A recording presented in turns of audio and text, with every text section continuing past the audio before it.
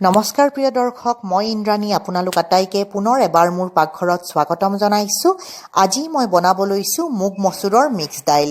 আজিৰ এই দাইলখনৰ বিশেষত্ব হ'ব যে এই দাইলখন মই কুকাৰত নবনাওঁ, মই চচপেনত বনাই দেখাম, কিন্তু সময়টো প্ৰায় একেই লাগিব। কুকাৰত যিমান কম সময়তে দাইলখন আপোনালোকে বনাব পাৰিব, সিমান কম সময়তে চচপেনতো কেনেদৰে আপোনালোকে দাইলখন বনাব এই পদ্ধতিটো আজি মই দেখাম। আৰু সদায় খাই থকা এই দাইলখন কেনেকৈ এই দাইলখনৰ সোৱাদটো বঢ়াব পাৰিব, যাতে ঘৰৰ গোটেই কেইটাই দাইলখন খুজি খুজি খায়, এই প্ৰচেছটো মই আজি আপোনালোকৰ সন্মুখত দেখাম। মই আশা ৰাখিছোঁ ভিডিঅ'টো চাই উপকৃত হ'ব, ভাল পাব। গতিকে লাইক এটা দিবলৈ নাপাহৰিব ভিডিঅ'টোৰ তলত। আৰু যদিহে এতিয়ালৈকে আপোনালোকে মোৰ চেনেলটো ছাবস্ক্ৰাইব কৰা নাই, এইমাত্ৰ ছাবস্ক্ৰাইব কৰি ল'ব আৰু ওচৰত থকা বেল আইকনটোও দবাই দিব, যাতে মই আপলোড কৰাৰ লগে লগে ৰেচিপিবোৰ আপোনালোকে গম পাই যায় আৰু চাব পাৰে। প্ৰিয় দৰ্শক, আহক তেনেহ'লে দৰকাৰী সামগ্ৰীখিনি চাই লওঁ আৰু অতি কম সময়তে চচপেনত মুগ মচুৰৰ এই টেষ্টি দাইলখন মই কিদৰে বনাইছোঁ চাই লওঁ আহক।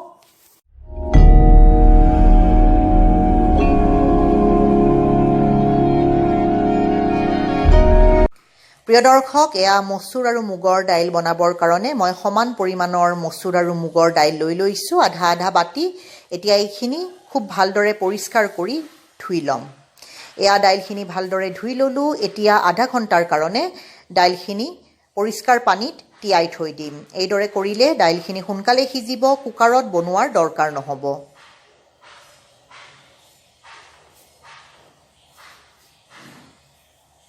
এয়া চাওক, আধা ঘণ্টা হৈ গৈছে, আপোনালোকে চাব পাৰিছে দাইলখিনি ফুলি ফুলি উঠিছে। এয়া চাওক, কোমল হৈ পৰিছে। এতিয়া এটা পৰিষ্কাৰ পাত্ৰত, চচপেনত মই দাইলখিনি বনাম, গতিকে এটা চচপেনত দাইলখিনি দি দিছোঁ আৰু একেবাৰতে জোখমতে পানী দি দিম। পিছত বাৰে বাৰে পানী যোগ কৰি থাকিব নোৱাৰিব, দাইল সদায় প্ৰথমতে পানী দি দিব লাগিব। এতিয়া গেছ অন কৰি বহাই দিলোঁ আৰু এয়া চাওক 5 মিনিট হৈ গ'ল। এতিয়া ওপৰত ফেনবোৰ জমা হৈ গৈছে, এই ফেনবোৰ ভাল নহয় বুলি কয়, গতিকে মই ফেনবোৰ পেলাই দিছোঁ। এয়া চাওক, ফেনখিনি ভালদৰে পেলাই দিব লাগিব।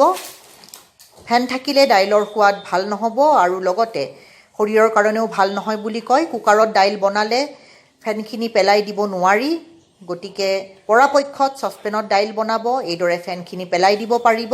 আৰু দাইল যদি আপোনালোকে মই দেখুওৱাৰ দৰে তিয়াই থৈ দিয়ে, সোনকালে দাইলখিনি সিজি যাব, বেছি সময় নালাগে। এয়া চাওক, দাইলখিনি প্ৰায় সিজি আহিছে।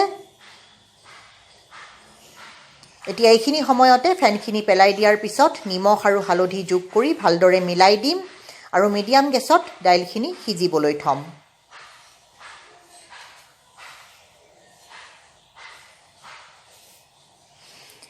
প্ৰিয় দৰ্শক, এয়া চাওক, দাইলখিনি সিজি আহিছে, খুব ধুনীয়াকৈ সিজিছে, আপোনালোকে চাব পাৰিছে।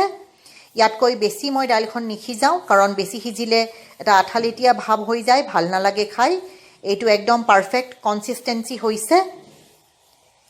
এতিয়া দাইলখন ভালদৰে ঘুটনি এডালেৰে ভালদৰে ঘুটি দিম। এইদৰে ঘুটি দিলে দাইলখন খুব ধুনীয়াকৈ মিলি যাব। চচপেনত বনোৱা দাইল আপোনালোকে ভাল পায়নে খাই? মই পিছে কুকাৰত বনোৱা দাইলতকৈ চচপেনত বনোৱা দাইল খাই খুব বেছি ভাল পাওঁ, কিন্তু সময়ৰ অভাৱত কেতিয়াবা এইদৰে বনাব নোৱাৰি, কিন্তু ট্ৰাই কৰিব, বৰ জুতি পাব। এয়া হৈ গৈছে। প্ৰিয় দৰ্শক, এয়া দাইলখন সম্ভাৰ মাৰাৰ যোগাৰটো চাই লওঁ আহক। 2 টেবুল স্পুন লৈছোঁ মই সৰিয়হৰ তেল। এটা ডাঙৰ পিঁয়াজৰ আধা ফাল পিঁয়াজ এইদৰে মিহি মিহিকৈ দীঘল দীঘলকৈ কাটি লৈছোঁ, এয়া চাব পাৰিছে। অকণমান কেঁচা ধনিয়া মিহি মিহিকৈ কাটি লৈছোঁ, 1 টেবুল স্পুনমান হ'ব। এটা কেঁচা জলকীয়া এইদৰে মাজেৰে ফালি লৈছোঁ, আধা চামুচ পাঁচফোৰণ লৈছোঁ আৰু আধা চামুচ আদা নহৰু বটা। প্ৰিয় দৰ্শক, ইয়াত দাইলখন নমাই থৈ দিলোঁ। এতিয়া ইয়াক সম্ভাৰ মাৰাৰ ব্যৱস্থা কৰিম। এখন পেন গৰম কৰি ইয়াতে সৰিয়হৰ তেলখিনি দি ভালদৰে গৰম কৰি ল'লোঁ তেলখিনি। এতিয়া পাঁচফোৰণ আৰু কেঁচা জলকীয়া দি 2-4 ছেকেণ্ড ভালদৰে ভাজি ল'ম। গেছৰ ফ্লেমটো চিমত থৈছোঁ।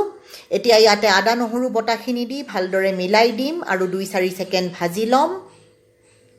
এতিয়া কাটি থোৱা মিহি মিহিকৈ কাটি থোৱা পিঁয়াজখিনি দি লৰাচৰা কৰি ভালদৰে গোল্ডেন ব্ৰাউন হোৱালৈকে পিঁয়াজখিনি ভাজি ল'ম। পিঁয়াজ এইদৰে গোল্ডেন ব্ৰাউন হ'লে দাইলখনৰ টেষ্টটো বৰ বঢ়িয়া লাগে। এয়া চাওক, একদম পাৰফেক্টলি গোল্ডেন ব্ৰাউন হোৱাৰ পিছত এতিয়া ইয়াতে সিজাই থোৱা দাইলখিনি যোগ কৰি দিম আৰু দাইলখন মিডিয়াম গেছত এতিয়া সম্ভাৰৰ লগত মিলাই 5 মিনিট সময় লৰাচৰা কৰি হ'বলৈ থম এইদৰে কৰিলে দাইলখনৰ টেষ্টটো বৰ বঢ়িয়া লাগে পটককৈ সম্ভাৰ দিয়াৰ পিছত দাইলখন কেতিয়াও নমাই নথব 5 মিনিট সময় এইদৰে ৰাখিলে দাইলৰ সোৱাদটো বাঢ়ি যায় এয়া লৰাচৰা কৰি থাকিলো মই এতিয়া ইয়াতে কাটি থোৱা কেঁচা ধনিয়া যোগ কৰি দিম মিহি মিহিকৈ কাটি থোৱা কেঁচা ধনিয়াৰ বতৰত ধনিয়া দিব দাইলৰ সোৱাদটো বাঢ়ি যায় ধনিয়া নিদিলেও মচুৰ মুগৰ দাইলখন এইদৰে বনালে আপোনালোকে নিশ্চয় সোৱাদ পাব এয়া ধনিয়া দি দিলোঁ এতিয়া গেছৰ ফ্লেমটো বন্ধ কৰি প্ৰায় 2 মিনিট সময়ৰ কাৰণে ঢাকন মাৰি থৈ দিম যাতে ধনিয়াৰ ফ্লেভাৰটো দাইলৰ লগত মিলি যায় আৰু তাৰে পিছত আপোনালোকৰ সন্মুখত আজিৰ এই দাইলখন পৰিৱেশন কৰি দেখুৱাম মই আশা ৰাখিছোঁ আজিৰ এই ৰেচিপিটো ভাল পাব বুলি প্ৰিয় দৰ্শক গতিকে লাইক এটা দিবলৈ নাপাহৰিব এয়া হৈ গ'ল 2 মিনিটৰ পিছত এতিয়া মন পছন্দৰ বাউল এটা লৈ মই আপোনালোকৰ সন্মুখত দাইল পৰিৱেশন কৰি দেখুৱাম আপোনালোকে আজিৰ এই ৰেচিপিটো চালে অশেষ ধন্যবাদ প্ৰিয় দৰ্শক অতি সোনকালে মুগৰ মচুৰৰ দাইল এইদৰে বনাই খাব বুলি মই আশা ৰাখিছোঁ আৰু খাই কেনেকুৱা পালে কমেণ্ট এটা কৰি জানিবলৈ মোক নিশ্চয় দিব আজি সময় উলিয়াই আপোনালোকে মোৰ এই ৰেচিপিটো চালে অশেষ ধন্যবাদ পুনৰ লগ পাম অতি সোনকালে আৰু এটা নতুন ৰেচিপিৰ সৈতে